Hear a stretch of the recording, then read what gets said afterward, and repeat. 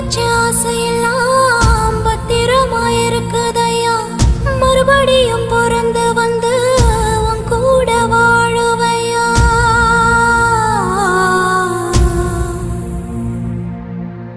புத்தி வச்ச ஆசையெல்லாம்